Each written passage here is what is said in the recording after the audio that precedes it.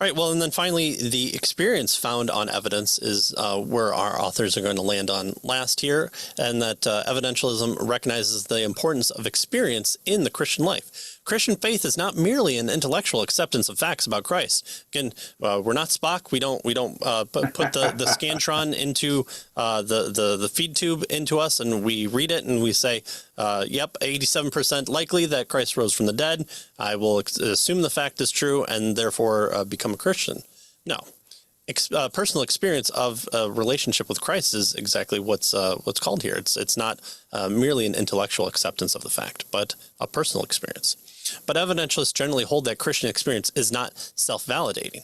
Robert Sabbath makes the point. He says that the mere fact that a psychological event has taken place in one's brain cannot establish the truth of any metaphysical assertion.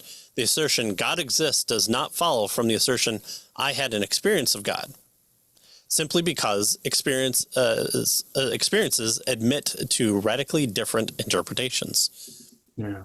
And again, what's history? Is it not different experiences of events that happen? Yeah, and then the telling of history is the various interpretations of those events. All right. Just want to make sure we remember that quote for later.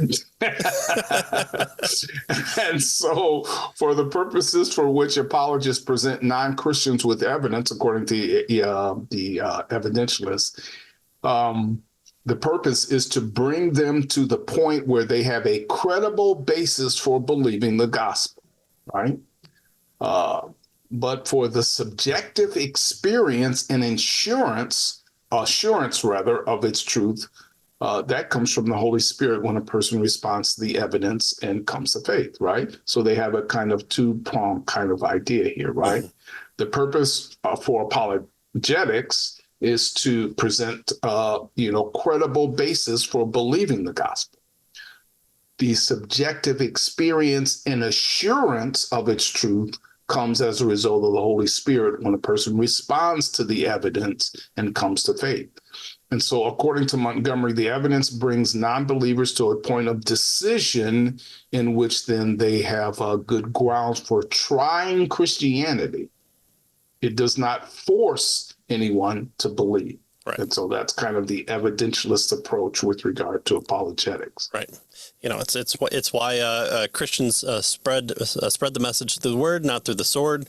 When they do spread it through the sword, it's usually the state doing so.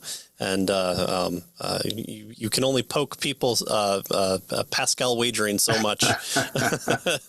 But, you don't dunk somebody's head under the water until they believe in Jesus.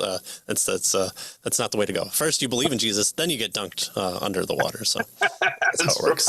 Right. Sorry, Presbyterians. Sorry.